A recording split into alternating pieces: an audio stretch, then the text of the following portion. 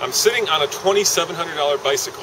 Why is it so expensive? Because it's an electric. It's an Motion A2B bike that helps you get across town without the need of a lot of human energy.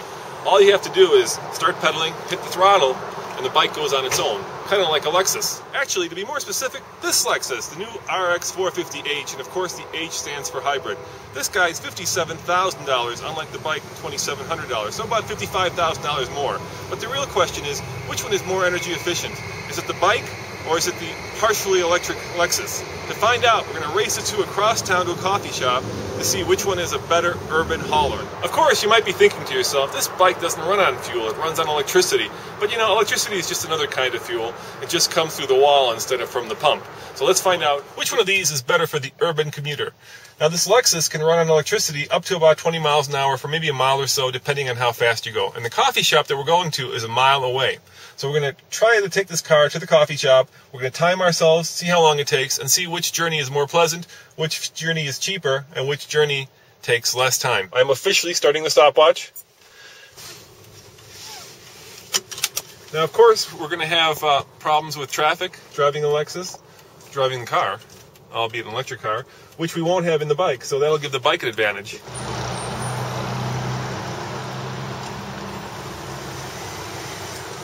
The car is still in electric mode only. We're going to make a turn, but unfortunately, we can't make a left turn here. So we'll see what that means to our time. So that means we got to keep going straight, and wait for the next available left turn, which is right here. Still running on electricity only, and we're at about 20 miles an hour, as you can see by the heads-up display. Time is ticking. We're at 2 minutes and 53 seconds, and still the coffee shop parking lot eludes us. Let's see if we can make this turn. But this is kind of typical what you'd get in a big city. It took us 4.5 minutes to get here. We are now at the coffee shop. I'm locking the car, and we're off. Let's go. Let's get some coffee. I think you know this feeling. So this trip is turning out to be a little bit longer than I thought. But then again, we're getting iced tea, so it's much quicker than making coffee, especially if you get one of those funky coffees. But it's taken us now 8 minutes and 55 seconds. Powering it up in reverse. We are now at 11 minutes and 41 seconds into our 1 mile trip to get iced tea and not coffee. The car now is, of course, running on electricity. And actually, it's regenerating electricity, because the way the Lexus works is when you hit the brakes or when you slow down, you've used all that extra energy that you have by speeding up to return power back into the battery. So now the battery is gone. Now, of course, the engine's kicked back in.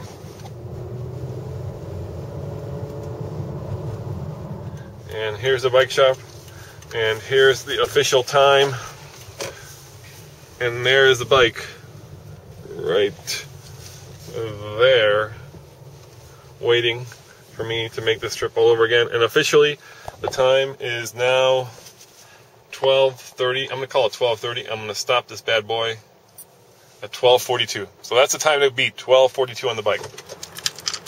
Unlike a regular bike, this one you got to turn on. And of course, you want to put your helmet on because it's always safer.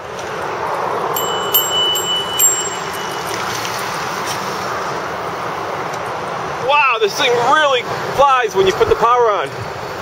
Here we go, we're heading down the street.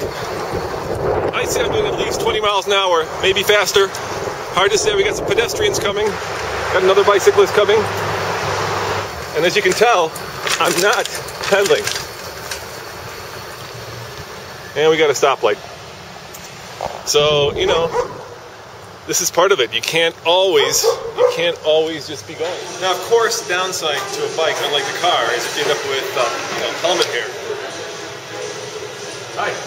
Can I get a 16-ounce iced tea with lemon, please? The problem I have here, as you can tell, is I've got this iced tea, and I've got 2 hands, a camera in one, and the iced tea in the other. So we're going to go back there. I'm going to flick this thing on to 8, and we're going to ride. But it's going to be a little bit trickier because I'm holding the iced tea. I'm holding the iced tea in this hand. So let's see how this goes. Here we go. And I'm spilling iced tea all over myself. Look at that. There are the cars that are next to me. That's where the cars are. I'm going as fast as the cars. Like, hard to believe. I'm keeping up with the cars, and here is the bike shop, and the official time is, let you know in a second. I don't want to drop the iced tea. The official time is 8 minutes and 7 seconds. Let's call it 8 minutes. So I got here, I got to the coffee shop, got from the coffee shop to the bike shop in 8 minutes, or about 4.5 minutes faster. I did it with the iced tea, I did it with helmet head, but I did it. So what lessons have we learned here? First of all, this is not your father's electric bike. With a brushless engine, full suspension, it was a hoot riding to that coffee shop.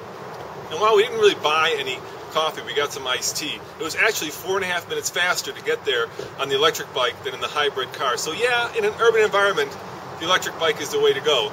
But if you've got, an extra $55,000, the Lexus isn't a bad way to get your coffee either, or iced tea, as the case may be.